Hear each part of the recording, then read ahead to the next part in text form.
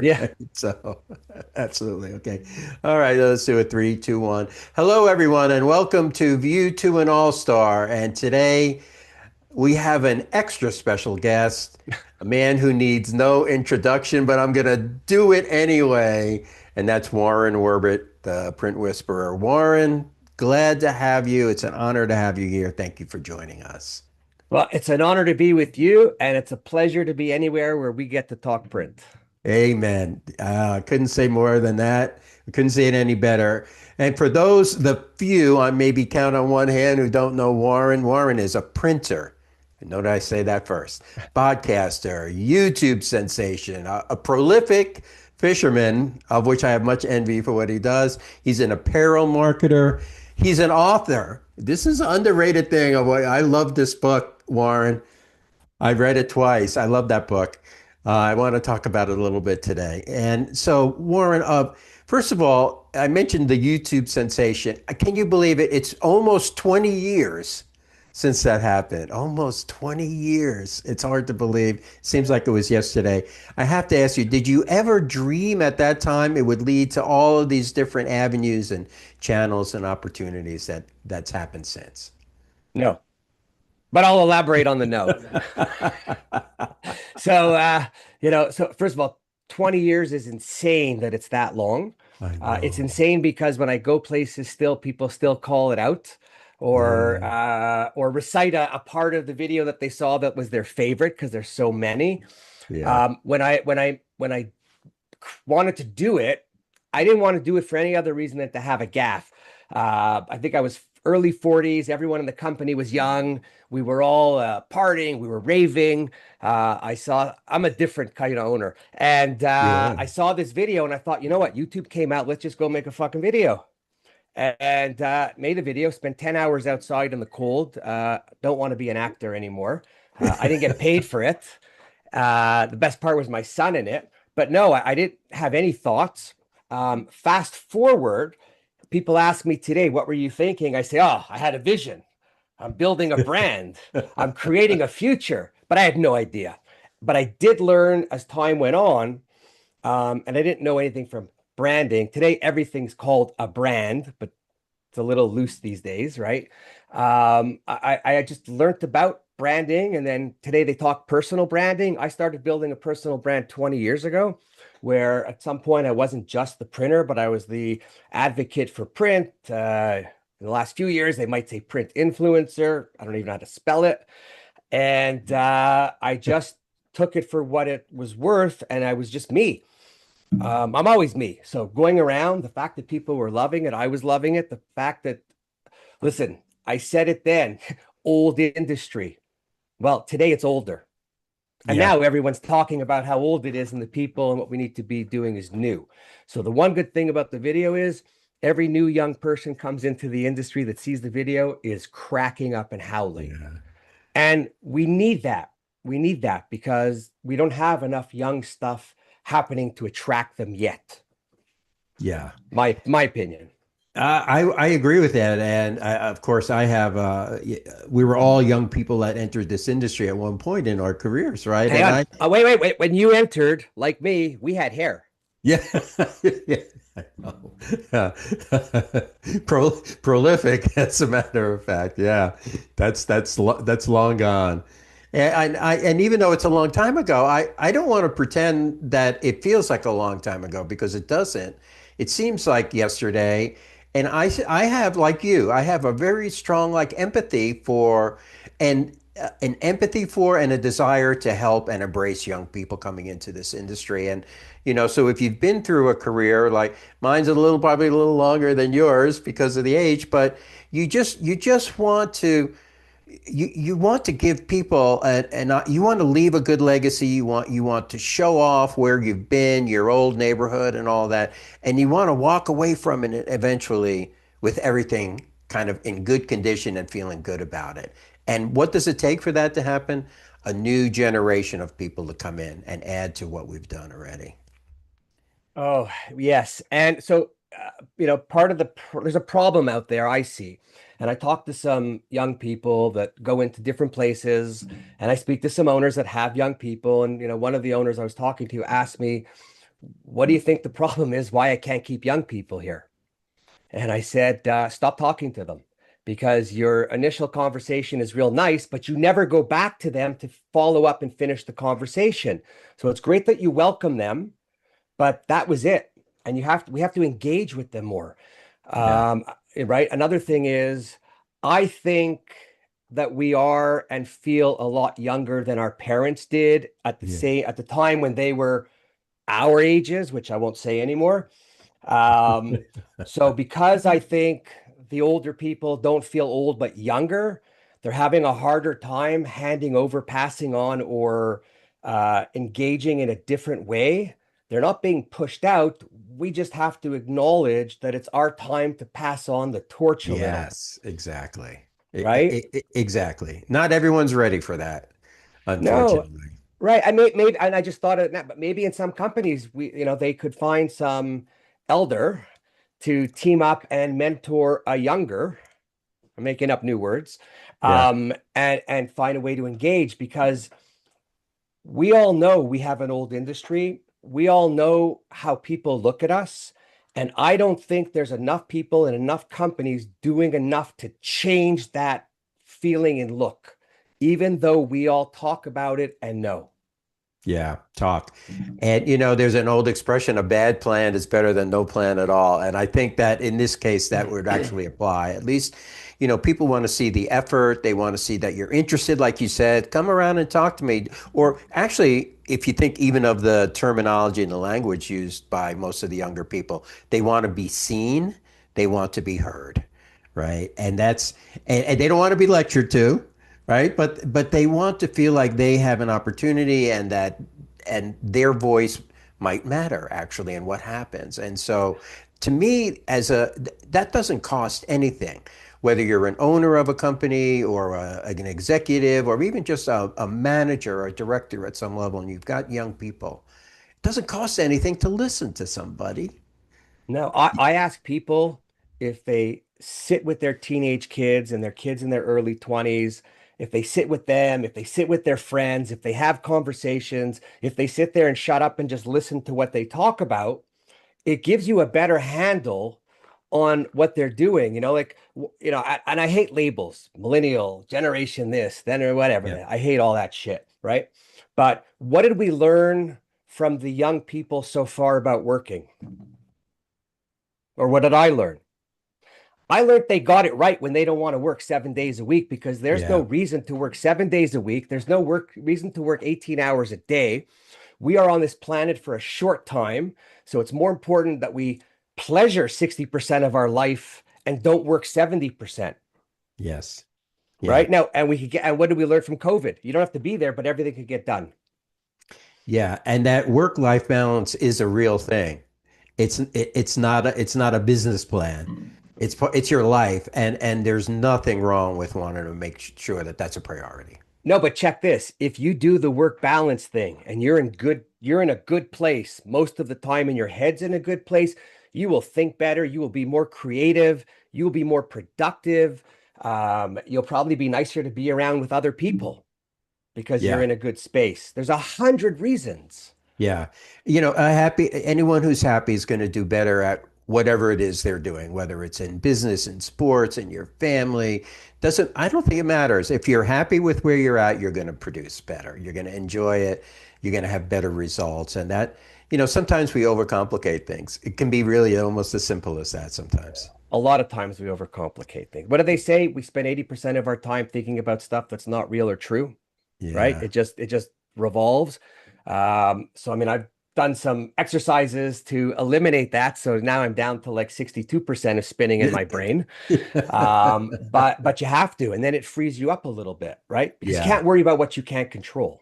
Exactly. Yeah, exactly. Warren, that could be a whole complete conversation just by, and I'd love to have that with you one of these days, maybe in Las Vegas. I got to ask you this because certainly one thing you have no lack of is passion.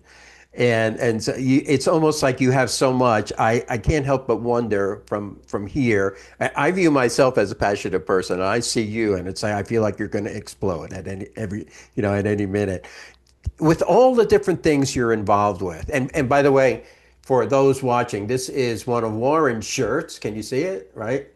That I got to support his business, and I love it. And first of Thank all, you. it's true what it says on there as well too.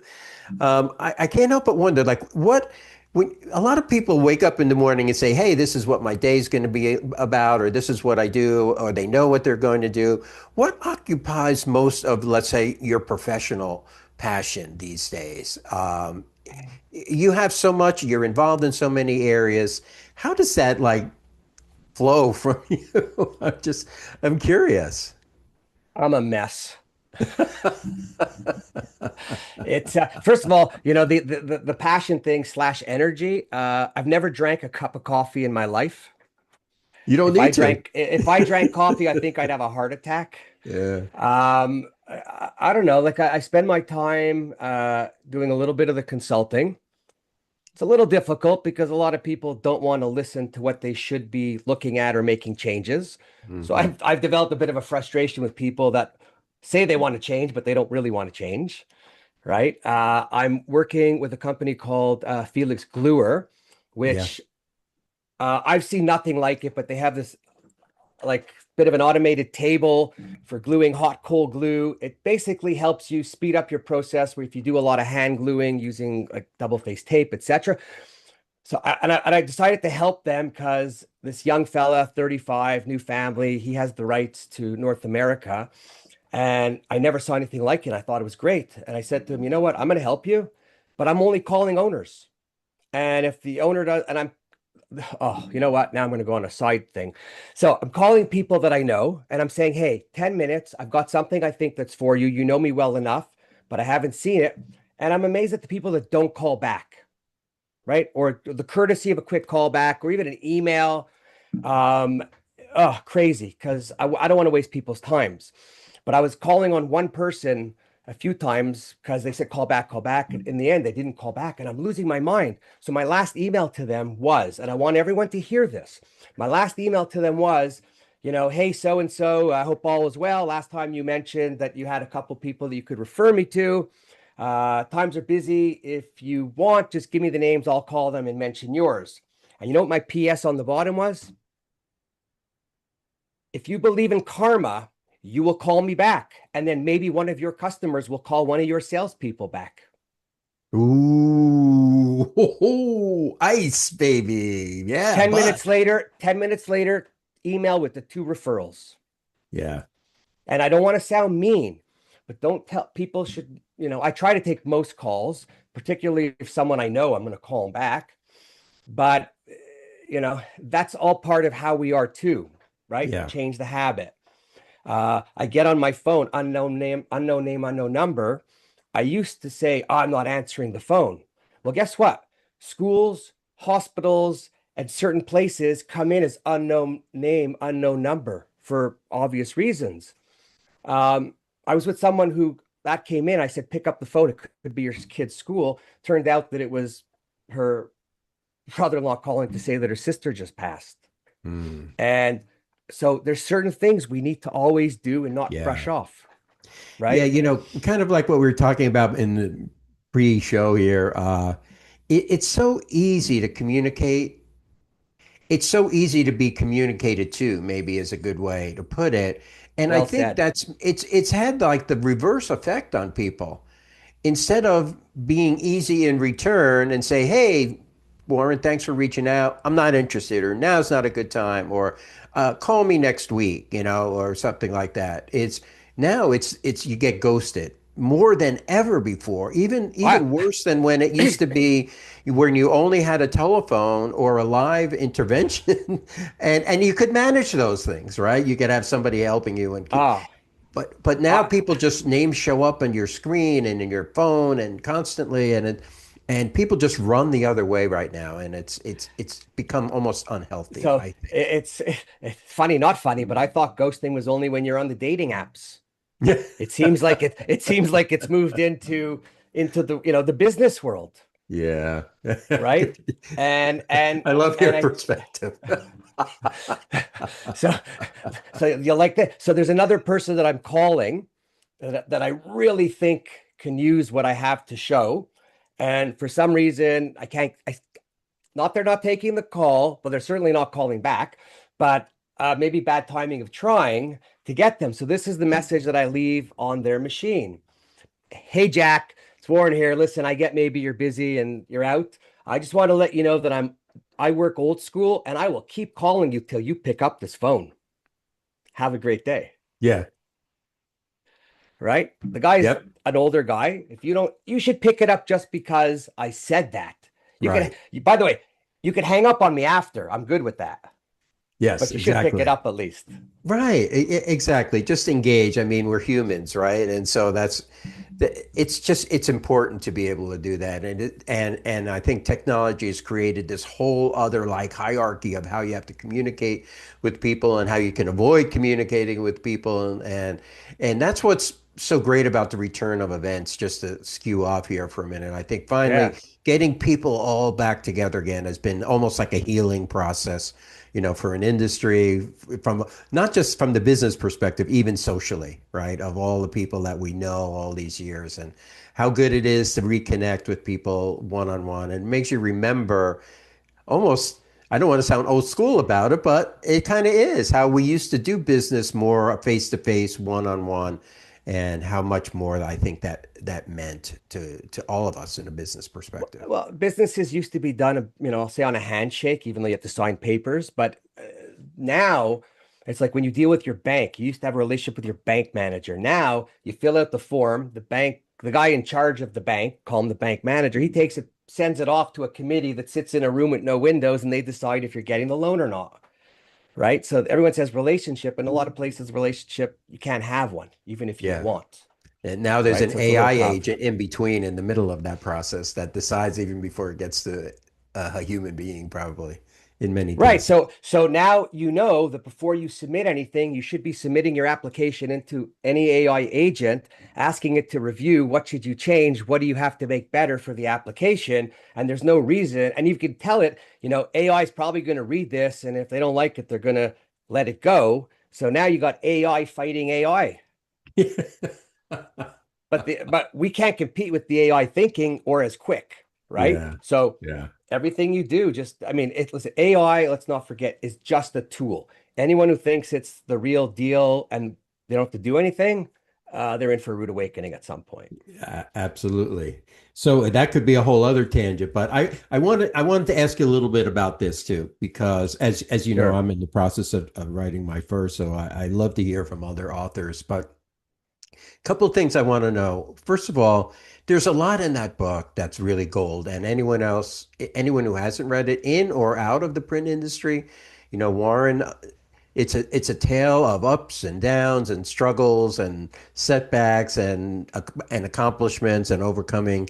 So it's a great story overall, and there's a lot of wisdom in there, and it's a lot of it's related to print, and a lot of it isn't. I was curious, Warren, two things. One is how long were you thinking about writing the book? Was it something that kind of snuck up on you, or was it something you planned? And then number two, is there a second one in the works? Have you thought about that? So, so, well, just so happens I have one next to me also always. Um, no, I had no plan to write a book.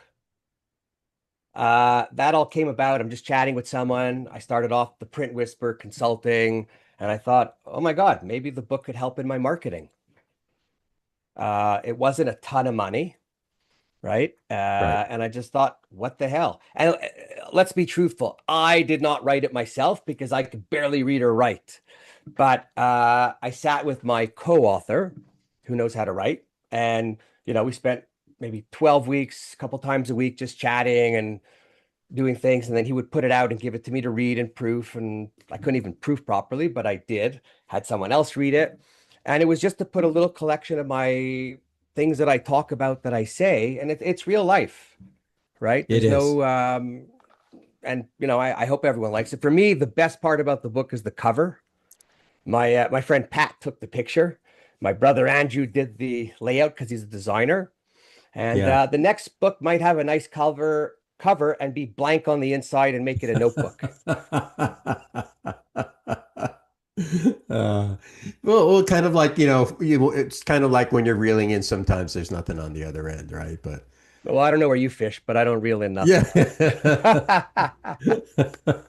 So there's another one. Do you have any, are there any fishing trips in the near horizon that are maybe something you haven't, a place you haven't gone yet? Because I know you went to some pretty exotic spots last year. Well, Anything planned for the near future? I just got back. I was in March. I was in the Seychelles fly Yeah. fishing for GTs, which is by far the best place to go. Next little excursion, I have Atlantic salmon fishing coming up in 2 weeks in northern Quebec along the rivers. Yeah. And I know I have another couple days planned for striped bass on a fly at the end of July. And in between them, I should be fishing every other day because my boat's on trailer and I just got to go. So do you just you basically get in the on the truck and drive the boat and go somewhere and fish? And is that like an escape for you? Everything's an escape for me. But yeah, you know what? The first of all, I'm like I bounce off the walls. I've got like uh on the high end of the ADHD, a little dyslexia and whatever. And then I get in the boat, I could be there for 8 or 9 hours, and my friends are Yeah. like, "You didn't say anything." I'm like, "Yeah, I'm good." Yeah. Right. So it's a great getaway. Love the outdoors, love the nature, and love bagging the fish. Yeah. Only to release them because I release most of them. Yeah. Yeah. Yeah. That's what it's all about. With all these things that you do, Warren, I'm going to draw a comparison to Benjamin Franklin. That not to sound morbid, but I believe on your tombstone, correct me if I'm wrong, if you could only put one thing, you would say printer, like Ben Franklin did. I am a printer. No, No, no. okay. No, now I'm learning something today. No. Fishing is the Fishing number listen. one. I needed the print to pay for the fishing, Okay. but I couldn't fish and then go print. So if we were to Yeah. number them, I would put print number one and fishing number two and Grateful Dead number three. Yeah. Yeah. Right. And, So tho- and those that's like the work to live, not live to work thing, right?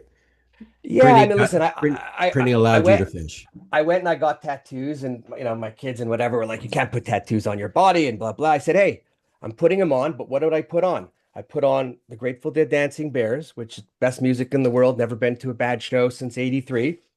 Not going any more since it just ended. Right. And then the Grand Slam fly fishing on the flats. These are two things in life that I could only smile and be happy about, right? Yeah. Yeah. My friend's wife, when he was getting tattoos of the kid's fingerprints, said, "Hey, what about my fingerprint?" He's like, "Over my dead body, am I putting a tattoo of you on me?" Which is understandable. Yeah. Yeah, and really don't need more than that. Two things like that really make you happy is that's a great thing to have, and you carry it with you at all times that way. I like Also that. makes for great conversation with people when they see it. Either you love fishing or you love music, Yeah. right? Listen, we're in eternal sales, right? So no matter what we're doing, we're talking, we're meeting people. My daughter always says, "Why do you got to talk to everybody in the restaurant?" Well, because they're potential customers. You don't know, right? Right. All my t-shirts, this one, pickleball, fishing, AI, whatever, to me, they're all slogans, but they're all conversation starters, right? Yes. There was someone who bought a t-shirt, My Anxiety Has Anxiety. I get an email every 2 weeks from them telling me how many people came up to them when they were talking, laughing about the shirt. He started giving up my QR code, right? So, Yeah. um, I'll just tell you something else I do. I'm thinking conversation starter on my business card. Even when I had the company and now, it says founder and fisherman. Everyone in my Yes. company had their position and their hobby or passion on the card, right? Why? And everyone in the company got a card, even the pressman. They just didn't get an email address. And why is that? Because with the card, with your passion, it makes you a somebody, right? It gives you a bit of a feeling who you are. Every time I gave or give out a card and someone reads it, everyone's got a fishing story. My grandmother, my grandfather, my father, and we are into the fishing conversation before anything else. I don't have to tell any of you listening. You slide into the sale after. Right. Exactly. Yeah, you've disarmed people. You've built a little trust. You've built a little rapport. You have something in common to talk about. Now it's a lot easier to move into the business. Yeah. And God Absolutely. forbid someone says to me, "Do you have any pictures?" There goes another hour and a half Yeah. of their time because I got Yeah. 2,000 pictures of just Yeah. so it's any way to find a connection with someone that's, real and wholesome. Yeah. But fishing, I mean, fishing is a real love, and I would think that if someone who doesn't know you sees you as passionate, as energetic, and as vibrant as you are, they might not guess that you love fish. You love to fish because it's such a quiet, introspective, passive. It can be, right? So Obviously, it's exciting and depending what you're fishing for and all of that. But it's almost like your alter ego, right? You're Warren Werbitt on stage as the print whisperer and the printer pizzazz printer. I love that name also too, right? And then here you are. You're just like this bespectacled fisherman out there, right? Just yeah, I don't need to talk. I'm good. I'm just a regular guy Yeah, with a big yeah, mouth, yeah. you know? And the truth is, the biggest thing I've learned all these years is I wear smaller shoes because they're easier to get out of my mouth when they get stuck. Okay. All right. You keep your repertoire refreshed, Warren, and I appreciate that. That's a good Uh, one. They just Hey, come. listen, I don't know where they come from. They just come. yeah, and I don't know if this is much a question or a statement, maybe a little bit of both, but there's the printing industry and in general a lot of conservative. I don't mean politically conservative, just like in their lifestyle conservative people for the most part, and you clearly don't fit that mold. And did you feel like you're ahead of your time, or did you feel like I'm different than most of the rest of the people? Was it a thought? Did you leverage it? I'm just me. That's who I am. How did that kind of like all work, especially once things were really started to go well for you? So I'm laughing, and I could say it now because weed is legal in most of North America. But if I go back to the early 2000s and I was in peer groups, and I'd be sitting there and people that were a little older than I am, or maybe a little more conservative, and one of the topics of conversation back then was insurance and drug testing, and like everyone had policies, and Yeah. they go around the table and they come to me and they're like, "Well, what's your policy?" I go, "My policy is if we did drug testing, I'd be fired." And it was like a Right? mic drop moment, I'm sure, right? Yeah, well, I said to people, I'd rather people go smoke a joint and come in the morning than come in hungover with blurry eyes where they can't see because you're working on what you need to see. So, Yeah. different. I don't know if I just always thought I was just me. There's people are Yeah. different kinds of people. The industry has a lot of conservative people, which, they need to learn how to chill out a little bit because the world's a little more chill. Exactly. And my whole thing is just me. I never want to disrespect anyone. I want to give everybody the courtesy of who they are until they do something where I don't like it or believe it or they've, done something, said something bad. But we're all humans and we all have to have a little bit of, like I said, respect for everybody. And everyone comes from different places, does different things, different experiences. And you got to keep your eyes open. Yeah. And I'll just finish off this part by again, I know I almost sound like I'm pitching it more than you, but I think if people Warren has a public persona, but if you read this book, you'll learn a lot about this man that I think you'll see that there's even a lot more behind him than what you see in the public. He's been Duh. he's been through a lot, accomplished a lot, and it's a great story. And if you like that type of the ability to overcome and to keep moving forward, Warren has a great life story, and he's put it in print, and I think it's great, and it's worth the time if you're looking for that type of book. So last, Warren, if you don't mind, because this is you to an all-star, I want to talk a little bit It's your about, show. It's your show. I'm yeah. the guest. So do what you want.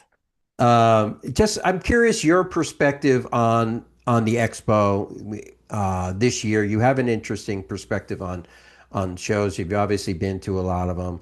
What do you see as what's unique about it this year? And then as an all-star, where will people find you? What might you be doing? What would, if I was to suggest to someone, go find Warren Werbitt, what would be a good reason or way to say, hey, here's where I'm going to be at Printing United Expo this year? Okay, a lot of questions. I'll try to answer them as you Yeah. said them. What's special this year?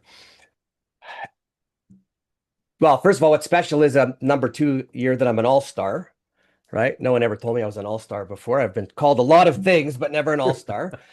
The best part about it last year and this year is the group of people that I'm with. There's some younger people, and then there's you, me in the middle. And it's nice for everyone of the different ages, coming from the different disciplines within print, to get it, to be on the same page, to learn a few things from the others of maybe how we didn't think a certain way or the way we think, all of that. So all of that is spectacular. And with the All Stars over the last 18 months, because it was the show before, I mean, we've got our chat group still going, and Yeah. good stuff, bad stuff. Everyone's talking, everyone's friends, and that's just so important. Um, the show itself, my message has always been to everyone in this industry, get off your fucking ass and go to the show. There's a Yeah. few reasons why you're doing that. Number one, we all want to be counted. The more people that go to a show, the bigger the statistics are, right? When there's less people, everyone, oh, the industry's down. When there's more people, oh, the industry's up. But in order to show support, you need to go there. Why are you going there? You're going to show support, but that's not your primary reason. The primary reason you're going to the show is to see me. No, that's not your primary reason either. Primary reason you're going to the show is to see everybody else. It's not even to buy anything. It's to go, to see, to talk, to get some ideas. If you could go home with one idea that's going to work and you're going to take your time and implement it, the show is worth it. Another bonus, see your old friends, make new friends. There's no reason not to go. Oh, another point of going. Being in your office all day, I'm talking to owners. You can't learn and grow if you're stuck in your office in the four walls. So get the hell out and go visit. Don't say you can't, because you could, right? What did we learn at COVID? Everything gets done when no one's around. Yeah. And my experience as an owner was, people got more stuff done when I wasn't around. They made those decisions. When I was around, they would line up outside my office all day, right? So that I could answer those questions. Yeah.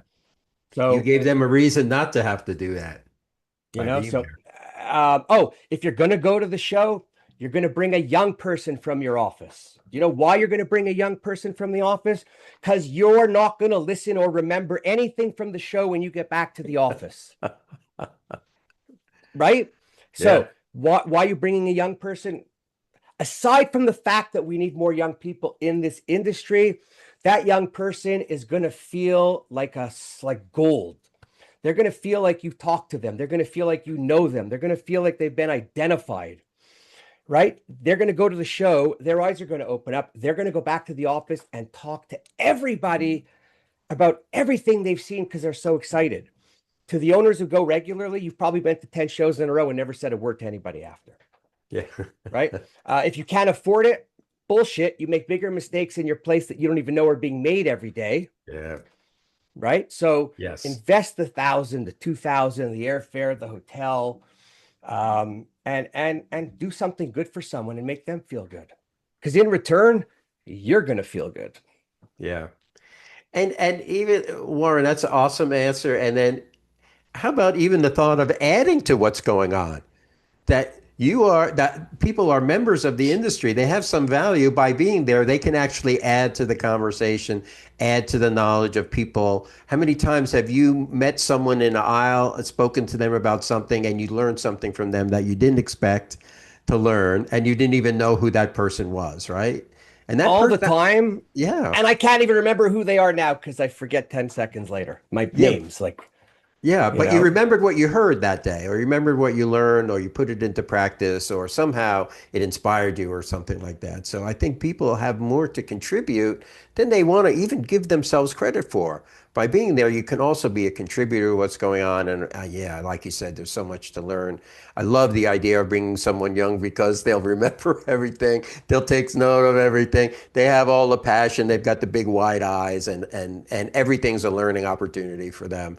And you're right. That's a great You idea, know, a great way to bring young once you've people crossed into. the halfway mark, right? Like it or not, you have a little less patience. You have a little less oomph to do things, Yeah. right? And that's where we need some people with that want to learn, want to grow, right? But they need help.